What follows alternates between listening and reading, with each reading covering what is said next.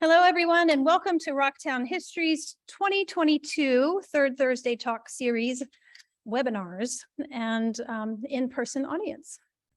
I'm Penny Imeson. I'm the director for Rocktown History. I want to thank you so much for joining us this evening for another hybrid Third Thursday Talk.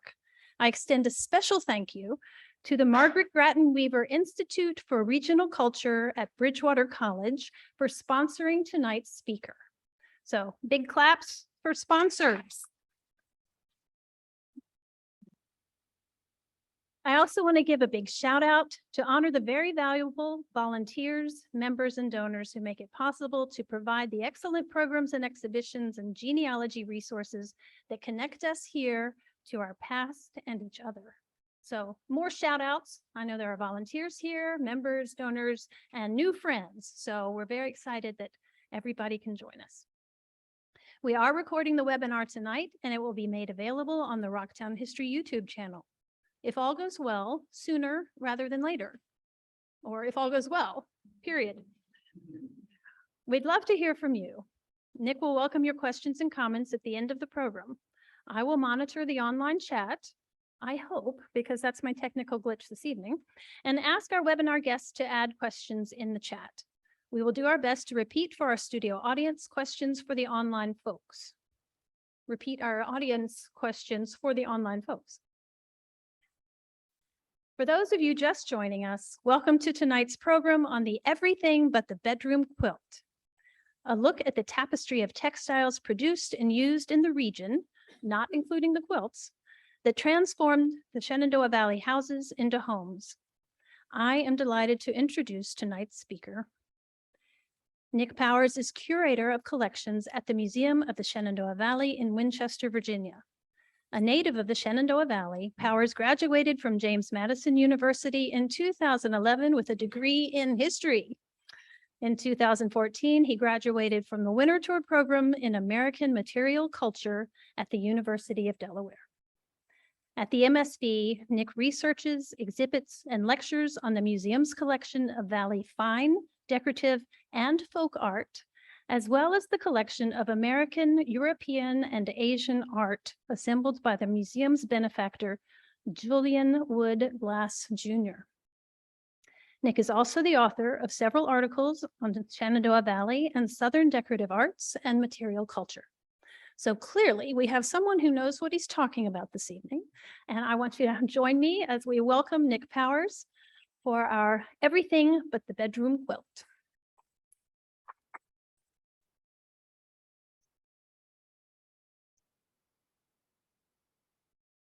So since you have lapels, we'll do this. Now we do all the technical jargon here. Lapels, technical term. I think I'm all bedecked out here. Well, thank you very much, Penny, for that very gracious introduction. I guess so. Do we have the? Oh, one moment.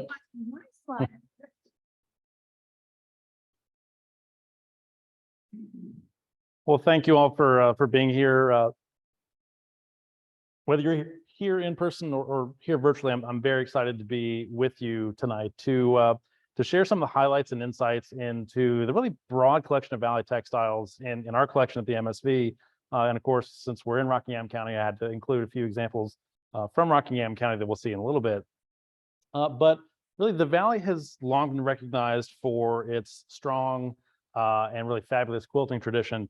And while that's not really going to be the focus of my talk tonight, I can't help but start with a quilt at least. So I'm already kind of lying from what my original line was, but I really wanted to show this really fantastic pair of quilts that just recently came into the MSV's collection, both attributed to Eliza Kern Steele or her circle of friends and family in Southern Frederick County.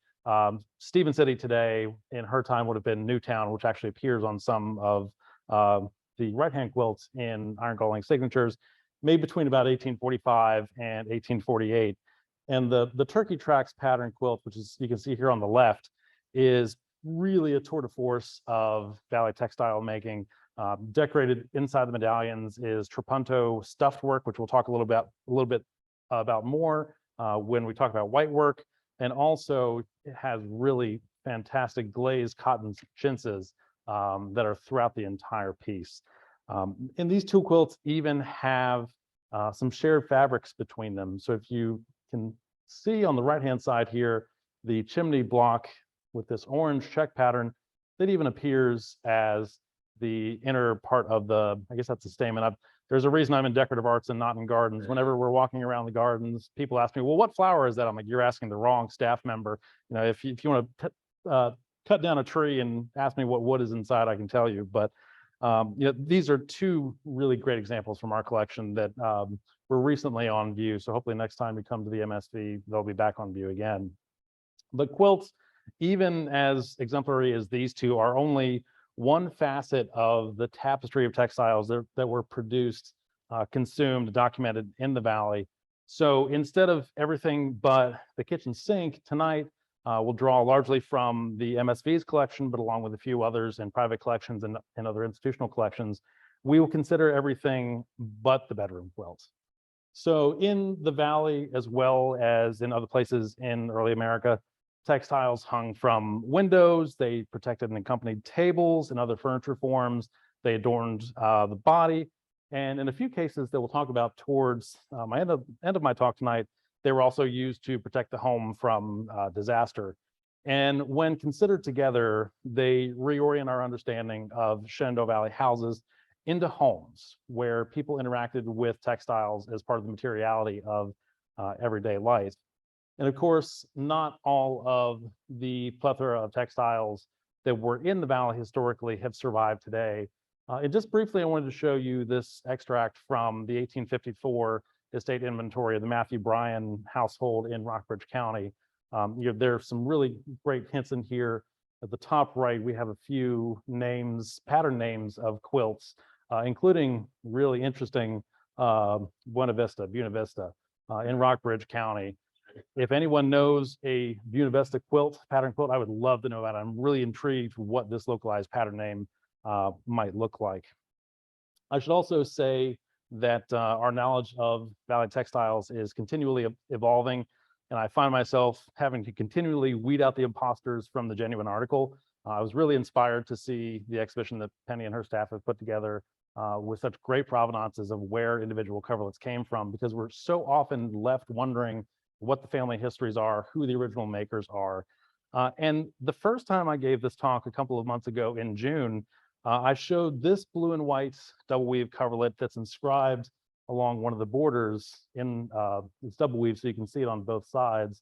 In this left-hand image here, the name Phoebe Powell. And this was actually the first coverlet to enter the MSV's collection in 2001. I had no reason to question that it could have been made in the Valley, woven in the Valley. I could even document a woman by the name Phoebe Powell, possibly a Quaker, living in Frederick County and marrying there in 1800 to a man named Thomas Singer. And, you know, we had a date of about 1800, a very comfortable one for the weaving of this particular piece. So fast forward to about half an hour after my talk, and I go downstairs to see what's in the gift shop of the Schwenkfelder Library and Heritage Center in Pennsylvania. Happened to pick up a catalog from the Museum of the American Coverlet in Pennsylvania, start flipping through the pages, and to my horror is a coverlet identical to this one with another name and a firm history, 9, now 1 of 10, with firm histories in Westchester County, New York. So, you know, I immediately had to go back to my room, hop on ancestry.com to see, you know, if this is right. And sure enough, a Phoebe H. Powell, who marries a man named Joshua Carpenter, appears in Westchester County, New York in 1812, fits like a glove. Those moments that are so depressing. And suddenly a Valley coverlet went Yankee. And so we're constantly learning here. But before we begin looking at individual textiles, they're all vetted and confirmed to be Valley. I promise you, this is the only one that will bamboozle us today. I would like to take just a moment to explore the early migration patterns into the Valley, because to a certain extent, these patterns of settlement and cultural identity influence the presence, or in some cases, the lack of certain textile forms and decorative patterns. And these cultural markers begin to blur a little bit by the early 19th century when we begin to see a kind of more regionalized but recognizable style. So beginning in the second quarter of the 18th century, Euro-African migration into the valley takes place via two main routes. The first originating in Philadelphia, of course, the Great Wagon Road that runs the length of the spine of the valley all the way down into Augusta, Georgia, today's Route 11. But then also there's a migration routes across the Blue Ridge Mountains at a few places like Swift Run Gap, where people of English descent cross into the valley, largely from the 1760s onward as tobacco begins to really fail in the eastern part of the state. And lest you think all of the Germans are coming down the wagon road from Pennsylvania, there are a few families that migrate from the eastern part of Virginia, Germana in the area around what's today Culpeper. There was a large German immigrant community there. And if you're familiar with the Fultz family from Shenandoah County, they actually trace their ancestry to the eastern side of the Blue Ridge Mountains, which took me a long time to figure out, but it was very confusing. So by the third quarter of the 18th century, I kind of divide the valley into three geographic distinctive zones. The northern part of the valley, the lower valley with the panhandle of West Virginia and what's now Frederick and Clark counties, as well as a little bit of Warren and northern Shenandoah County. That was the most culturally, ethnically, and religiously mixed. And I don't need to tell this audience that the central part of the valley, Shenandoah, Rockingham, Page counties, is the bulwark of German-speaking and Central European settlement in the valley. And then finally, in the upper valley, Augusta and Rockbridge counties, that kind of becomes the stronghold of Scots-Irish settlement in the valley. And then throughout the entire valley, free and enslaved Africans and people of African descent are certainly present, by the Civil War accounting for up to about 20% of the Shenandoah Valley's population. So kind of with that foundation, I'd like to begin our investigation into Valley textiles by looking at bed coverings outside of quilts, exclusive of quilts. So for example, the Shenandoah Valley developed a strong coverlet weaving tradition that continued well into the 20th century in certain geographic pockets.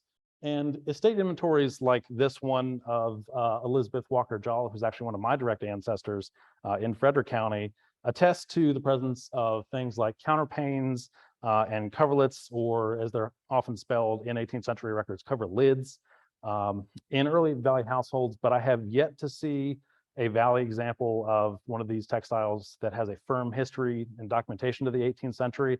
If anyone knows of one, I would love to be proven wrong. You will find out about me quickly that I'm someone that loves to be proven wrong if something really great will show up. But exponentially more coverlets survive from the 19th century. And the first example that I'd like to show you tonight is this pair of overshot coverlets woven on the same four harness loom, one in red and cream on the left and one in cream and indigo. These are two of the most important examples that I can document. And really amazingly, these two coverlets began their lives together, separated sometime in the 20th century, and then they both came back to the MSV from two different sources. I mean, how often does that happen? But fortunately, before they were separated, their provenance was recorded by Fred Painter, the great Shenandoah County historian, particularly in his book, The Almshouse of Shenandoah County. And he noted that both coverlets were woven at the Shenandoah County Almshouse near Morristown, locally referred to as the Poor Farm, sometime around the middle of the 19th century.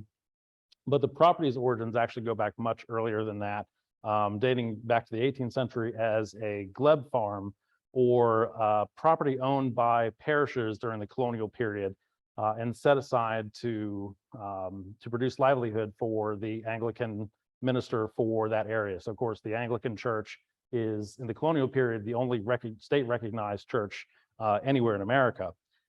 And in 1770s, the property becomes assigned to this gentleman who many of you probably recognize, Peter Muhlenberg, who commanded the 8th Virginia Regiment during the American Revolution, the regiment into which many of the Valley's soldiers enlisted into. And of course, you might be wondering, why is someone with the name of Muhlenberg, who's clearly German, living on a farm that is set aside for Episcopalian ministers. Well, obviously Shenandoah County, which includes large swaths of other county at this point, was absolutely predominated by people of German descent and were German speaking. But Muhlenberg actually agreed to be ordained in the Anglican Church in 1771, travels all the way to London to be ordained, comes all the way back to Shenandoah County, or what was then Dunmore County, but soon to be renamed by the time he gets back. And he starts using that property for their benefit. And from the 1770s until they relocated to Philadelphia in 1783, the Muhlenberg family benefited from the labor of both enslaved workers and free whites who were working that farm. But by 1798, the officials in Shenandoah County transitioned the property to the purpose of supporting the poor for Shenandoah County. And in 1829, this federal style building is built with separate wings on the left and the right here, dormitories for both men and women, as well as dependencies that surrounded this main block. And really life at the almshouse followed 19th century standards of social welfare. So people that lived and worked at the almshouse could include everyone from orphans to those with mental and physical disabilities, and the poor lived at the site. Some people lived there for very short periods and some spent their entire lives there. And disability in this era, I want you to realize, was defined by the ability or inability to labor, which led to distinctions between deserving and undeserving poor. And we even have some of those echoes in our national dialogue today. So at the time that Fred Painter wrote the book, he had access to a series of records from the almshouse that were spread across multiple private collections. I'm still hoping to figure out where they are. Actually, I need to call Zach Ottle at the Shenandoah County Library to see if any of them ended up with them, or if anyone knows, I'd love to know. But those records document textile production and consumption at this site, strengthening the provenance of the coverlets, and we'll see it also gives us the idea of a possible weaver for them. And we know the textile production took place at least as early as 1810 at the almshouse, when the administrator Jacob Cronk recorded that his wife Elizabeth Didewick Cronk wove yards worth of linen, which you can see here. 17 dozen of cotton yards, 22 yards of linen was wove by my wife, the bands of tow that the poor spun, and 20 yards of linen, and it was wove by my wife. He doesn't mention her by name, but Elizabeth Didewick. So this image of pre-industrial linen manufacture and weaving in Ireland gives you some of the idea of the infrastructure and kind of the machinery that was needed for this kind of textile production, though what was happening in Shenandoah County was albeit on a much smaller scale. But I also think images like this one of linen weaving by men in Ireland provides a really interesting contrast to what's happening in America, where this is largely a task that is undertaken by women along with young children in the family. So these are two very different sides of the Atlantic here. But in addition to producing textiles, residents at the almshouse also consumed them that were brought in from elsewhere. So we can see here in the period from between about April and November of 1809, the administrators for the almshouse were purchasing blankets and yards of muslin, tow linen, and coating. And I had to ask my friend and colleague Neil Hurst at Colonial Williamsburg what coating was. It's actually not all that different from what we would describe a coat today. It's probably a broadcloth that served many, many different purposes. But it's not until 1846 that we find evidence for coverlet weaving at the almshouse itself.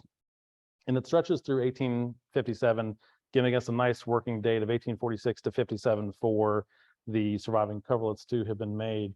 And the one that really sticks out in my mind is January 20th, 1852, that identifies Catherine Snar for weaving, manufactured 92 yards Lindsay, 52 yards coverletting. There we go.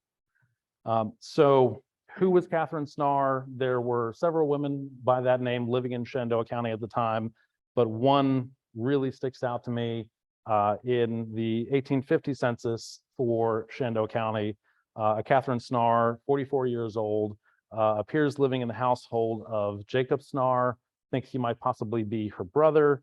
And based on some surnames that are listed above and below the snars in the census, it kind of places them in the more or less vicinity around Morristown, not too far from where the almshouse stood. So assuming this is the correct Catherine Snar, though we're still left with several questions that I don't necessarily have the answers to. In 1850, Catherine was living in a household with real estate, you can see in the top right here, worth $1,000. Nothing to sniff at in this period. So, what life events led her to be living at the almshouse? Well, I suspect maybe she was never living at the almshouse. She might have been, a renowned weaver in that area and might have been brought in to produce coverlets and to weave that they could then sell to support the people that were living at the almshouse. Maybe she taught some of the residents of the almshouse to weave. We don't know. I'm hoping with future research and tracking down those account books wherever they went that Fred Painter had access to, that might tell us. But they're both very interesting examples. Linen warps, cotton wefts, two panel pieces you can see here on the right hand side, the joins of them. And one of the features that I'd like you to kind of sear into your memory is this border, this wave border pattern. I have not seen them on any other examples except those that purportedly have an almshouse history. And after I gave this talk the first time, my mom happened to be in the audience. And after the talk, she said, "Oh, I think we have one of these." I'm like, "Yeah, okay, sure we do." But we go home, open up a blanket chest, pull out several coverlets, more than I knew she had. And then all of a sudden, we open it up, and there is an exact example of the indigo and white example that descended in my Shenandoah County side of the family, Edinburgh area, which places it nice and closely. So there's, you never know where things are going to show up. Sometimes they show up under your very nose. But really today, this pair of coverlets, that this example is missing a little bit of its fringe here, and here again they are side by side. But today, this pair of coverlets serves as one of the few tangible reminders of those who lived and labored at the Shenandoah County Almshouse. And these become even more important when we realize that in April of 2014, the almshouse burned to the point that it could not be saved, and it was more or less torn down. I think a few of the dependencies might still stand around the main block, but this sort of loss is on the rise in Virginia and elsewhere. These are really important examples of industrial architecture that house some of the Commonwealth's most vulnerable communities and populations. These are people that often get overlooked by history. So the survivors of things like these coverlets speak to their life experiences. This is Shenandoah County. Pictured here is the state of the almshouse in Frederick County, built just a few years earlier. And it's having its problems of its own. It still stands, but just barely. So the fact that we've lost the example from Shenandoah County makes the example in Frederick County that much more important. But the almshouse coverlets are in many ways kind of anomalies for the valley. They were created under very unique circumstances.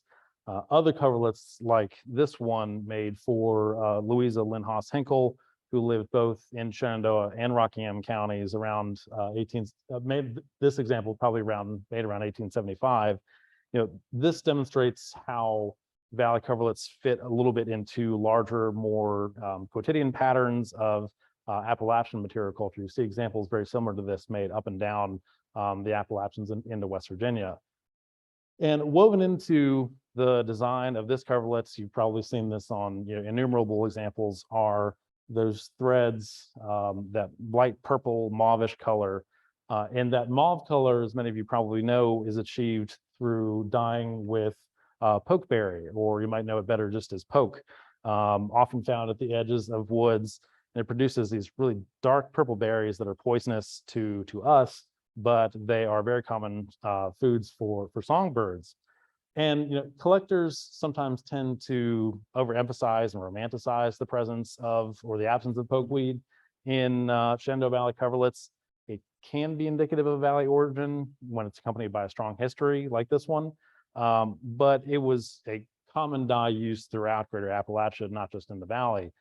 And as a natural dye that is not color fast, that mauve color, we look for it today to give us an idea of where it might be from, but that's not necessarily what it originally looked like.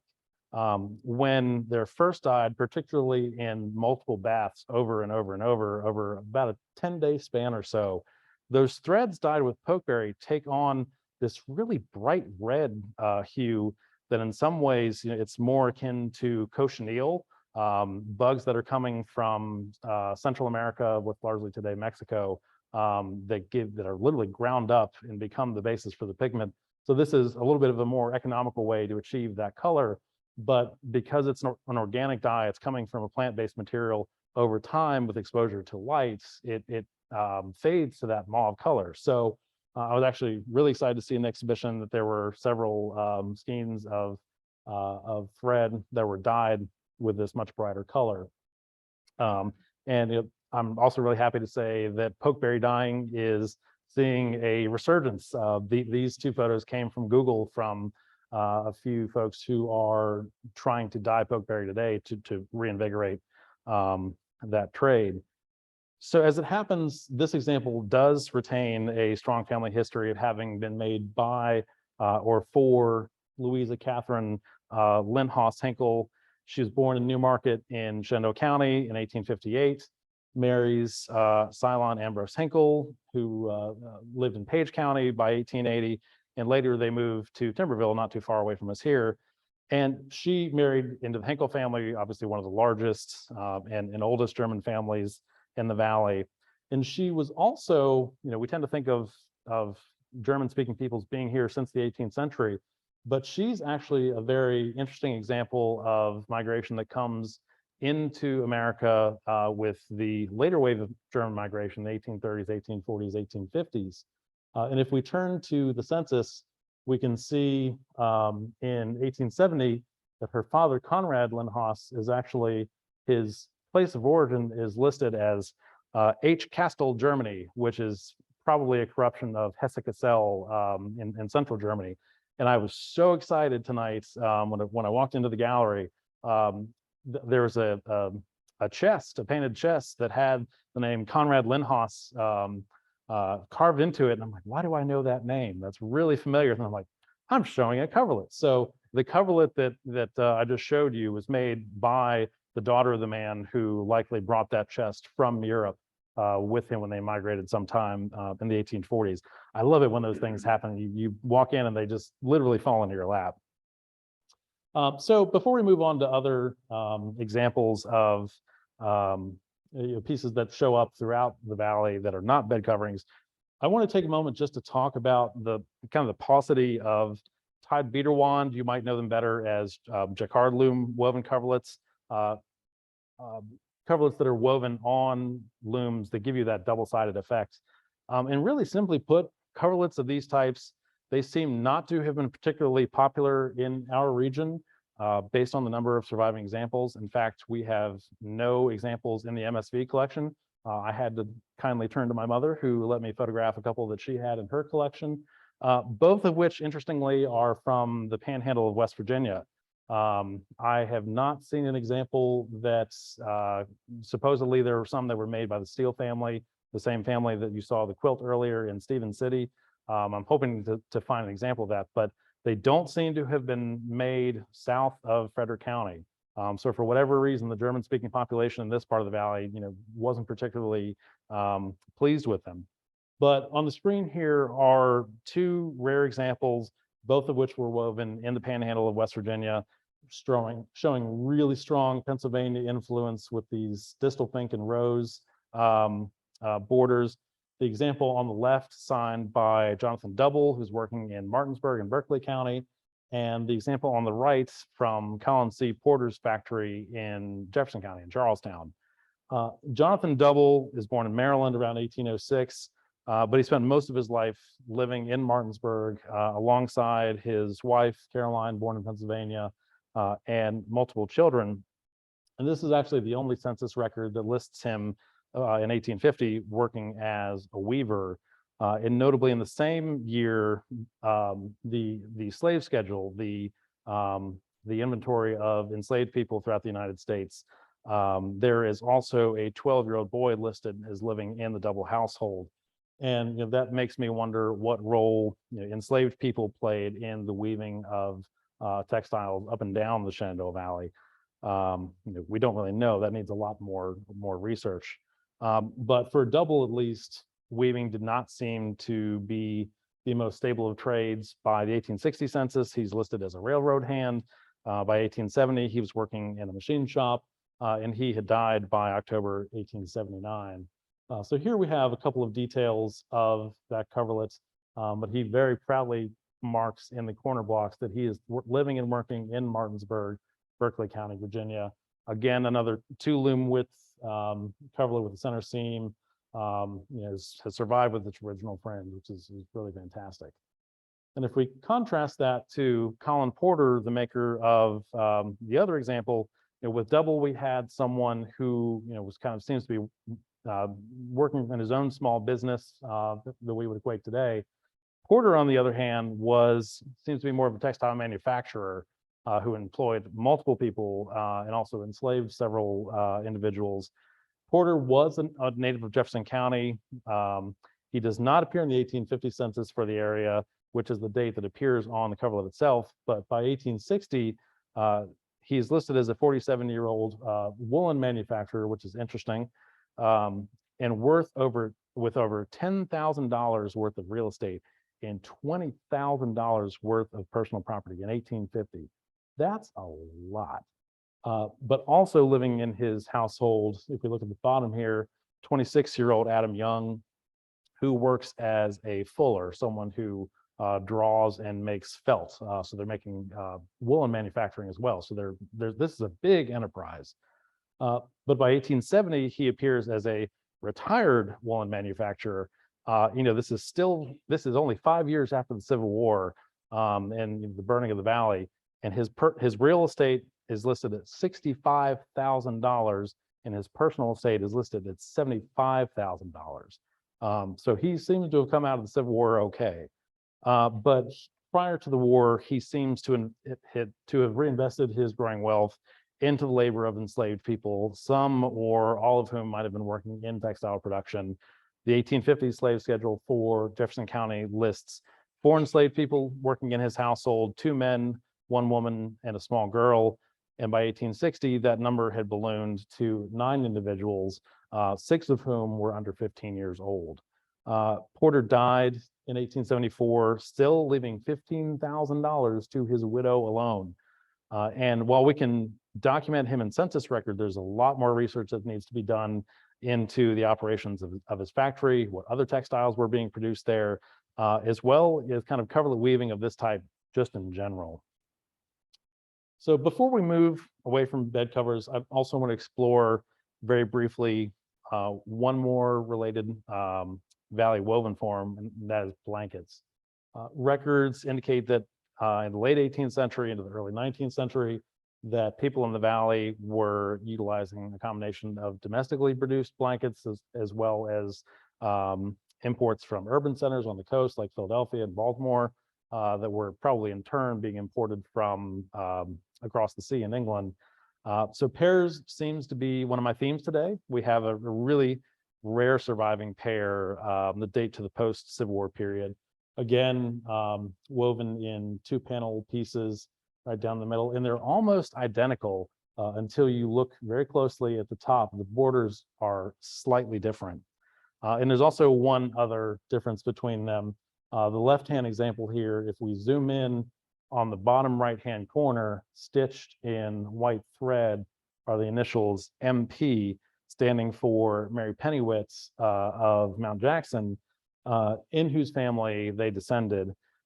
Mary was the daughter of Reuben and Christina Pennywitz, and she married Thomas Fry in December 1877 in Shenandoah County.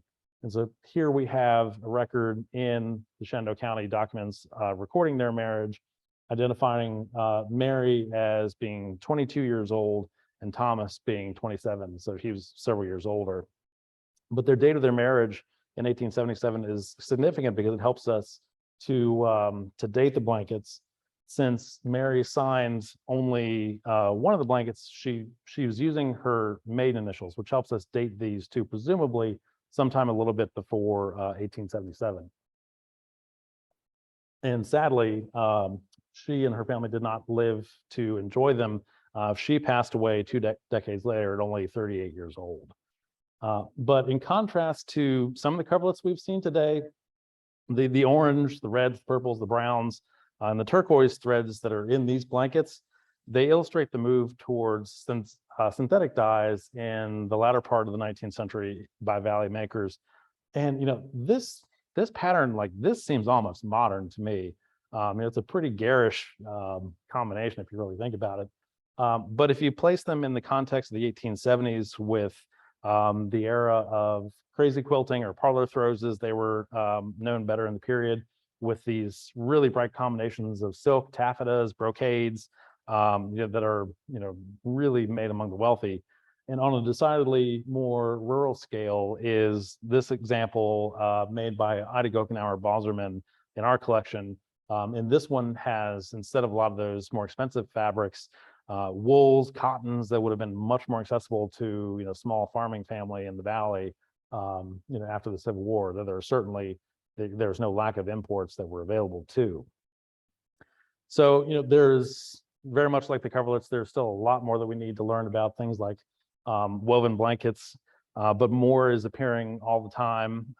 Just a couple of months ago, before I gave this talk for the first time, I was floored when Jeff from Beverly Evans, I'm sure many of you know, posted the photo of this blanket on Jeff's Facebook page, and I immediately texted him, like, where did that come from? It looks really similar to a couple that we have in the museum's collection. This one was also found in Mount Jackson, does not have a maker history, but with that really vibrant color palette, I suspect we might have another example of Mary Pennywood's work, or possibly someone who was in her immediate orbit. We haven't had a chance to put the three examples side by side, but I'll report back sometime soon. But I'm also amazed how patterns and color combinations continue across time periods. So compare the colors of this blanket to this recent gift to the MSV collection. I actually need to thank Scott Suter for helping to make this gift to the museum happen, of a monk's belt rag rug woven in the 1990s by the Showalter sisters of Stewart's Draft. And while I don't have a lot of time to talk about it today, many of you may be familiar with Anna, Mary, and Laura Showalter. They were direct descendants of Emmanuel and Sarah Swope Suter, and they were major contributors in their time in the form of quilts to the Virginia Relief Sale that happened in Augusta County every year. Their side business was making rag rugs here, showing that kind of continuation of a pattern of weaving in the valley in the 19th century that extends all the way up to the 1990s. And as a JMU grad, I also really like the purple and gold color scheme of the past two objects that I've shown you. So an object that could be kind of mistaken for a very similar one is this example, one of my favorite objects in the museum's collection, because it's the only one of its kind, a bureau cover signed and dated by Rachel Danner while studying at the Middletown Female Seminary in Frederick County. We talked a little bit about the whitework tradition at the very beginning of my talk here, and we've kind of come back around to it. In the late 18th and the early 19th century, whitework furniture coverings were essential to essential components of the toilette, or the daily ritual by women and girls of preparing oneself for the day, what we would today call self-grooming.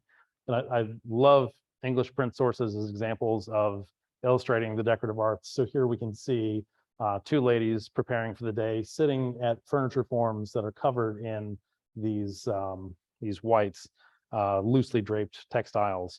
But unlike these scenes that show these large pieces that these large textiles that cover the entire furniture piece, a lot of the ones, especially in the South, that survive or corresponding, would only cover part of, or maybe the top of a piece of furniture. And Rachel Danner's example might have covered something similar to these kind of very vernacular forms of furniture. Showing you here 2 dressing tables, both believed to have been made in Augusta County, showing really kind of bizarre Scots-Irish interpretations of a little bit of the Queen Anne, the Baroque, moving into the Rococo style. I especially love this example. There's questions of whether these are dressing tables. This wouldn't be very convenient if you're having to pull a chair under it. These might actually be sideboards used in local homes, but this is undoubtedly a dressing table form. Or if you really had the money, they might have adorned something like this, a bureau table, a very British form that is usually more popular in the Chesapeake part of Virginia and the Tidewater than it is in the Shenandoah Valley. This is one of the rare Valley exceptions made by John Shearer in Martinsburg in Berkeley County, the same place where Jonathan Double was making his jacquard coverlet. John Shearer's bureau table is one of really the most ambitious examples of its kind in early America. It's also probably one of the heaviest pieces of furniture that you would ever want to move. We have a John Shearer desk in the museum's collection, and it's on view right now, and it's going to stay on view for a long time because I don't want to move it again. The stock is literally about that thick on the front of the drawer, all walnut, oak, and poplar. So don't move a Shearer piece if you don't have to. But one of the really interesting facets about this piece is this sliding tambour door. Tambour is made by taking a piece of canvas and gluing strips of wood to it, and then it rolls into a channel. This is a piece with which someone might be able to dress themselves for the day. So, what was being stored in a cavity like that? It really could be anything from a bonnet to a chamber pot. We don't really know, but it's a question that we're still trying to figure out. But Rachel, for her part, decorated her cover with trapunto that I mentioned earlier, stuffed work to create a high relief basket of fruit flanked by these trailing grapevines. And trapunto is achieved by stitching a small pocket to a desired shape, and then from the back, which we can see here, stuffing raw cotton into the cavity from behind. So you can actually, if you have keen eyes, you might be able to see a few of the tails of that cotton sticking out of the back of the pockets. But the feature that really brings this home, probably towards the end of her project, she did a couple of other things. She attached a fringe that I think likely was imported from a larger urban center like Baltimore or Philadelphia. But then right at the bottom here, and we'll zoom in just a second. Actually, I should back up. We'll come back to her signature in just a second, but you have all of this design, but a large blank space towards the back. And so why would you go to all that trouble to decorate so much of it and leave part of it? Well, she was probably leaving space for her dressing glass to be on the rear end of it. It's kind of similar to what you might see on the left-hand side here, a dressing glass that was used in the context of the Miller family in Winchester. I also love this this image of a New York interior scene with an oval-looking glass with this young girl who's fixing her hair in the context of her family. But as I mentioned, we are extremely lucky that in probably originally red stitching that has oxidized, that has faded to more of a pink, we have Rachel Danner, Middletown Female Seminary, 1826. And I know it looks like a 5, but it's lost a couple of the stitches. And frustratingly, we know pretty much nothing about the Middletown Female Seminary. It doesn't show up in newspaper advertisements. It just doesn't seem to have existed. But I have some theories that I would like to share with you. Rachel was the daughter of the German clockmaker Jacob Danner, who lived in Middletown. The house on the right-hand side there is their home, which stands right along Route 11 as you pass through Middletown. And really the first hint is the fact that they're of German descent is interesting, because whitework very much, but not always, is usually seen more in Scots-Irish work. than you see it in German. But this is also the 1820s, so that kind of synchronization of cultures in the valley had already been taking place. But more to the point, I suspect that Jacob and maybe other members of his family may have been involved with teaching at the female seminary, may have even been in their house, which would account for her involvement. Jacob Danner was quite an accomplished craftsman in the Middletown community and a community leader, as evidenced by both surviving objects as the clocks that we just saw in his 1850 obituary. His biographer isn't listed, but in the newspaper, it mentions that his knowledge of astronomy, self-acquired, raised him above the superstitious prejudices of our German population. His philosophical acquirements were far in advance of the mass of his countrymen. He made himself acquainted with the principles of electricity, galvanism, etc., and made experiments therein when those sciences were but little known in this part of the country.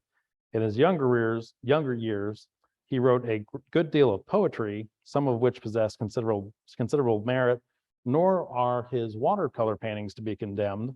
By trade, he was a silversmith, clock and instrument maker, a mathematical instrument maker. His clocks have told the lapse of time with too much precision to thousands who have looked into their honest faces in the last 60 years to need posthumous praise. That's a nice endorsement of his life. But what I take away from this is arithmetic, watercolor, painting, the reading and writing of poetry. In other words, these are some of the topics taught to young women in formal academies and seminaries by the early 19th century.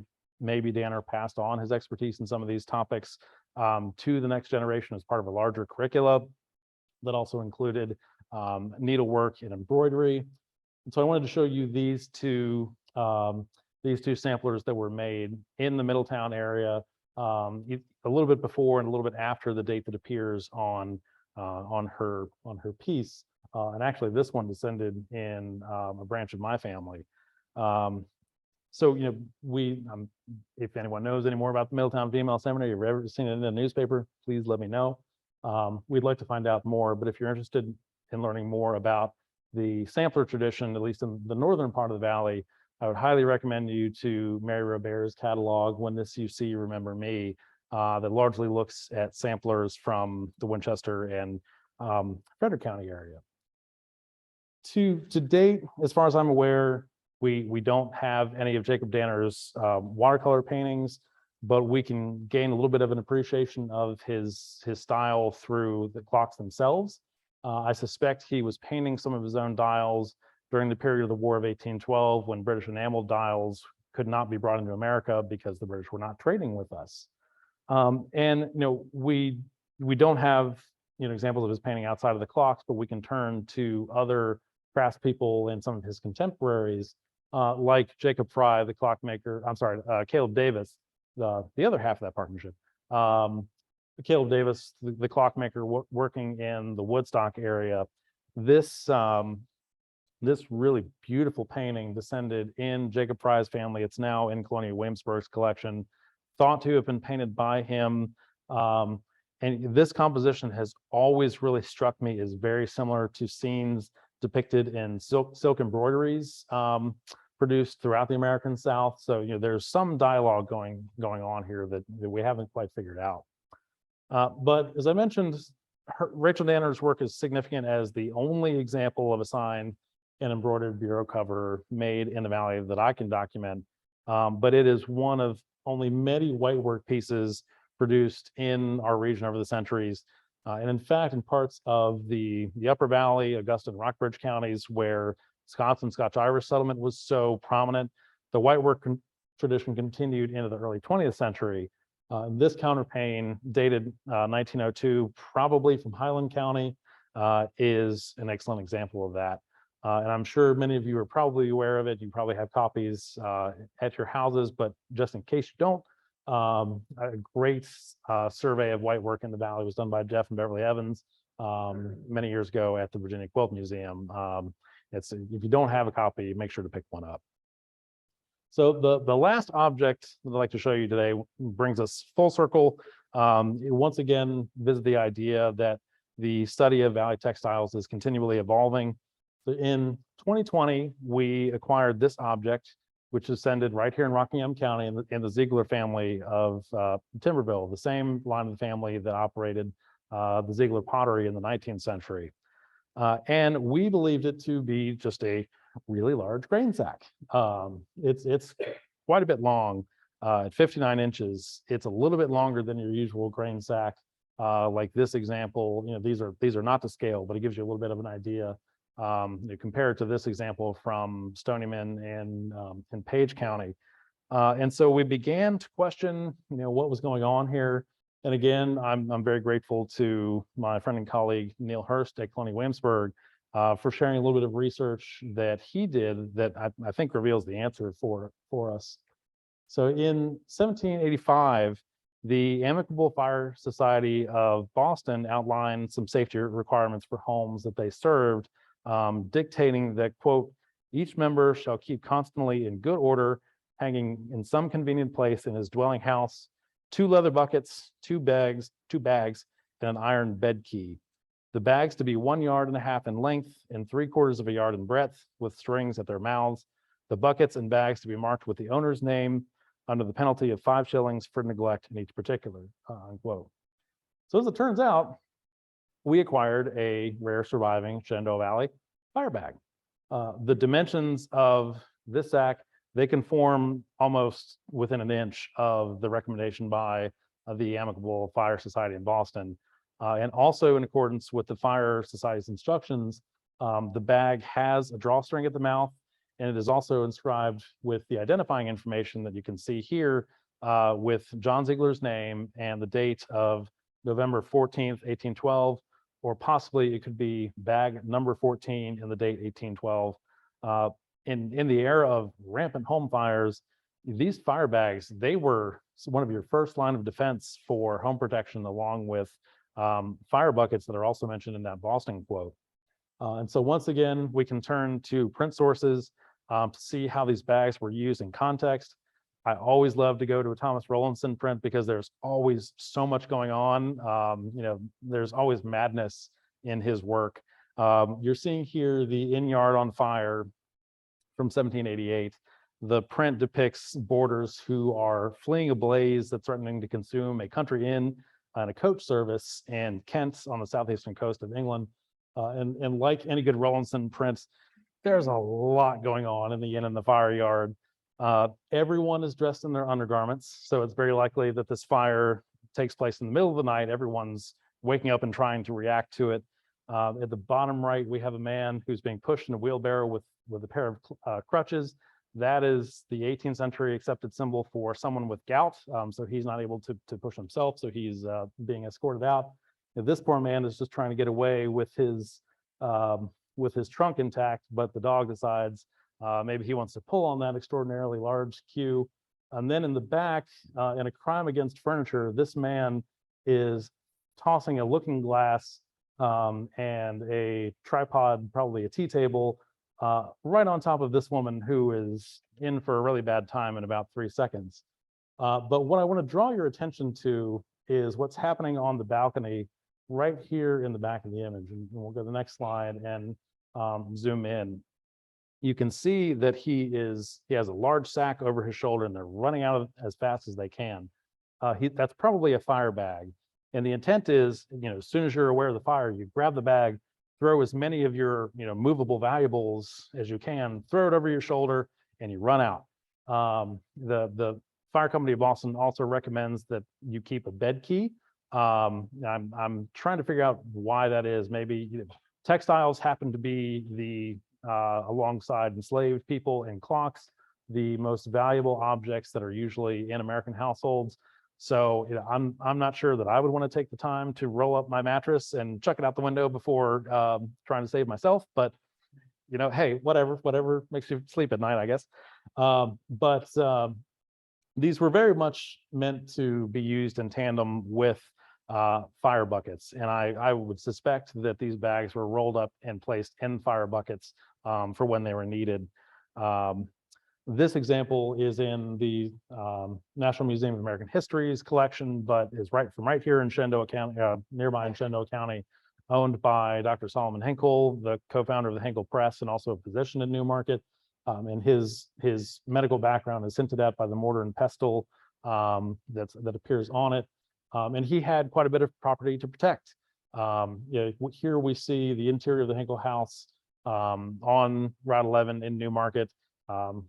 It has fantastic frescoes by the German immigrant fresco painter William Rupp, whose papers are now at the JMU library.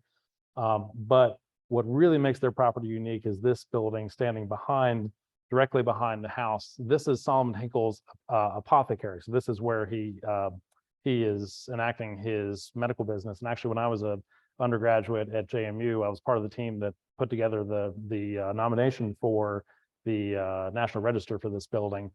So we got to crawl all over and inside of it. It's an amazing building. You can maybe barely see the outline of a door on the side here. That leads into a delousing room. So you walk into the room, and on the floor above you, there is a hole that Solomon Hinkle could open and throw powder down onto your head from below, because he certainly doesn't want to be near you, because then he's going to get the louses as well. But it's a really amazing building. So like the Hinkles, the Ziegler family had quite a bit of property that they would want to protect. As you may be familiar, John and Elizabeth Klein Ziegler moved to the Shenandoah Valley around 1810, settling in Timberville right along the North Fork of the Shenandoah. Over time, they began operating a very productive tannery, pottery, and hemp milling enterprises, in addition to subsistence agriculture on a not unsizable farm. But probably they're best known for managing, not making the pottery themselves, but managing the pottery that produced really great examples of stoneware, like this one. And I'm also very grateful that Jeff and Beverly Evans shared with me a copy, a very rare copy of the broadside advertising the sale of the Ziegler property in 1870. So they list some of the dependencies and infrastructure that's on their property. So in addition to the brick dwelling house, which you can see here about 1905, they also have a large Switzer barn, a wash house, a loom house, ice house, pottery, log dwelling house, and orchards. So that's a lot to try and put out with just a couple of fire buckets and a fire bag. But in defiance, or maybe thanks to its patching and its darning, the Ziegler fire bag has lived a long life. It survived today to be a part of the museum's collection. And its life actually goes back to before the Ziegler family owned it. Because we've already seen the front of the bag here that has John Ziegler's name, the name and the date. But if we flip the bag over, there is a second inscription that reads George Groller, NUM, which is a abbreviation for Nummer, the German word for number, and 4 in the date 1773.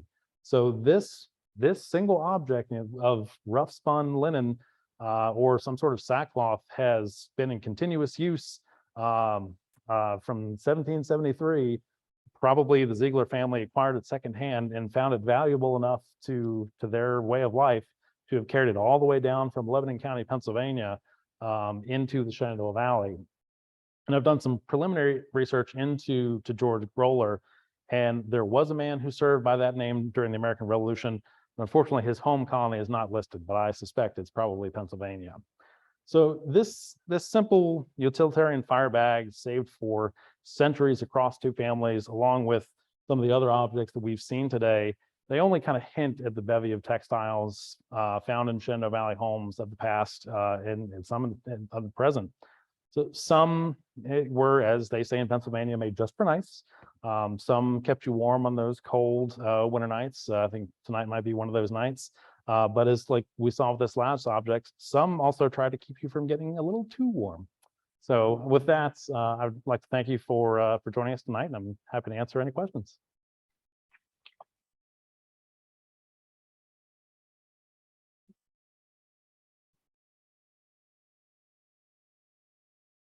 Any questions? Yes. One of the elements from 1875 Mhm. is specifically made, right? Yeah. Yeah, that's a great question. Yes, yes, sorry.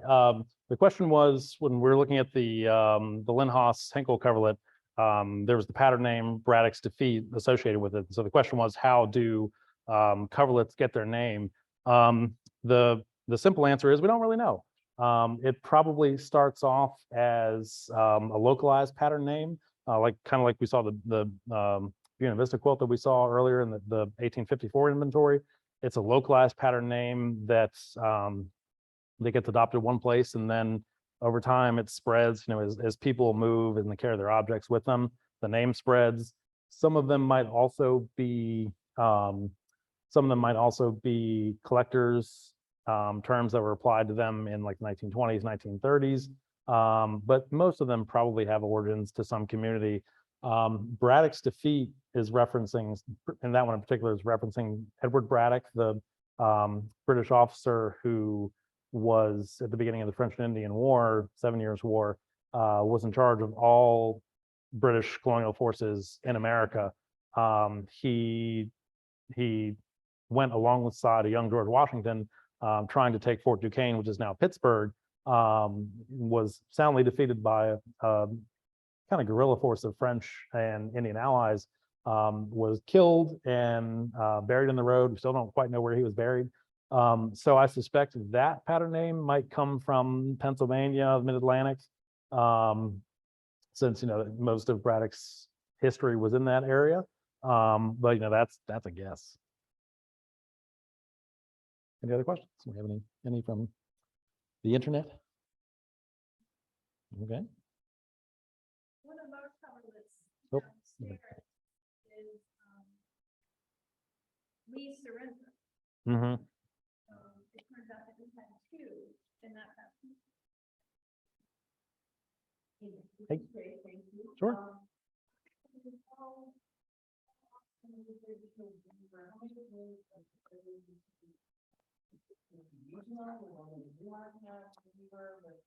So the question was, how many communities had a dedicated weaver? And that kind of depends on the scale of it. There's probably a lot of coverlet making that's happening, in small homes, individual homes. If you go out to the exhibition, you see names that are associated with so many people, particularly women weavers. It's not really until you see the reversible examples, like the Tidal Biederwander Jacquard loom coverlets. Those were, they often have the names of women on them, but it's a little bit of a misnomer that they're not the weavers. They are being made for that person. So most examples like those were being made by professional male coverlet weavers, some of whom were coming from England and Ireland, who they might travel. Some of them might travel. The jacquard loom can be taken apart and moved with you. But someone like the Porter factory in Jefferson County, that probably was a brick and mortar establishment. So you probably have domestic production taking place simultaneously with home production. There are a lot of houses in the valley that survived with quote unquote loom houses, and they're probably doing all kinds of weaving and textile production. So it's probably a little bit of both. There are imports coming in from Europe. There are larger factories throughout the South, and also probably in New England that are being imported down. And there's also production being done. So it kind of depends on your community. I've seen some references in Winchester newspapers to weavers who advertise in the papers, and they set up shop. There's also, we know that in the early period of the valley, there's also stocking loom weaving taking place. Godfrey Miller, who is a German immigrant, comes into Pennsylvania, ends up in Winchester. His stocking loom actually survives. It is in a museum in Pennsylvania, the name of which escapes me. But a student who was several years after I graduated from Winterthur, she just did her master's thesis on Godfrey Miller and stocking loom weaving. So yeah, and she tracked down a lot of original pieces. There's actually, I should have included it in this talk. I completely forgot about it. The Winchester Frederick County Historical Society has Godfrey Miller's waistcoat that he made for himself on his his stocking weaving loom, and it is this amazingly unique object because it's a woven waistcoat. It's not your typical printed or embroidered piece. It actually looks a little bit like a coverlet. It's an amazing piece. So if you ever happen to be at Abrams Delight, go ask Sissy Shaw, the director. Can we see Godfrey Miller's waistcoat? So there's a lot of production happening. The objects don't survive because they're, number one, they're textiles, so they're susceptible to destruction anyway. I suspect that during the Civil War, a lot of men from the South are carrying their coverlets with them, and through the course of the war, they are destroyed. So we're really only seeing what survived. We're seeing the remnants, as you often see, in any study of decorative arts. Sure. You mentioned that there were anyone. Yeah.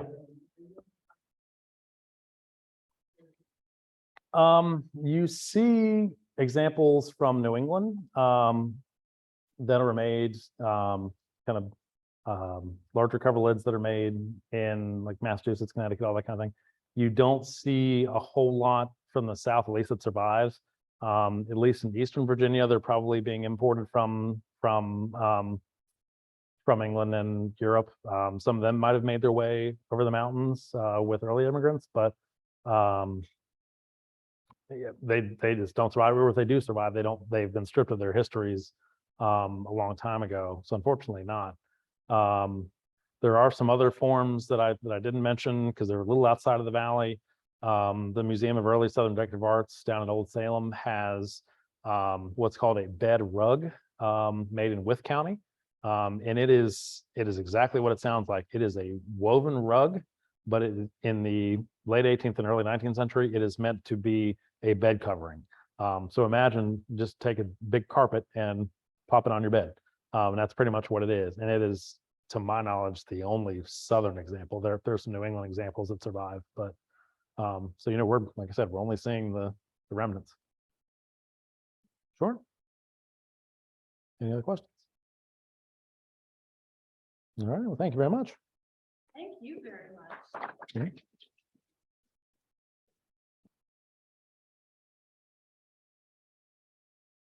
So I'm just going to comment that if you know how to read a pattern draft, Yeah, we need to talk later. I know people that do. I had learned a long time ago that my talent is talking about other people's talents. That's so I know people that could, but not me. Sure.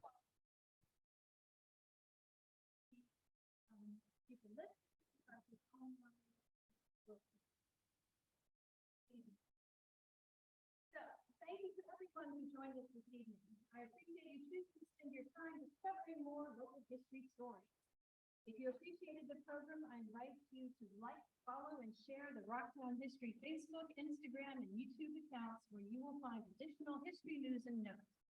For news and activity information, start on rocktownhistory.org, where you will see current events and exhibitions and other news.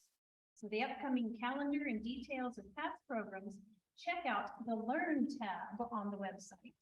Next month, we will welcome local historian Evan Knappenberger for a look back at the history of Old South High in Harrisonburg. We've always been pleased to offer free Third Thursday talks. Please help us keep them free by making a donation tonight or by becoming a member under the support tab on rocktownhistory.org. You may also note the bright orange donate now button. It shows up on every page. And look, another convenient button to join our generous and loyal membership. Here at the bottom of the website, but also you can subscribe to the monthly newsletters for occasional inbox reminders and additional history notes. We can't end without reminding you of the upcoming publication of Silver Lake history for the Silver Lake Mill and the community. Pre-orders have begun, so please stop by, call the office, or email to reserve your copy. The books will be available in time for the holiday gift-giving season. And lastly, thank you for joining the conversation. Stay curious and support your local history.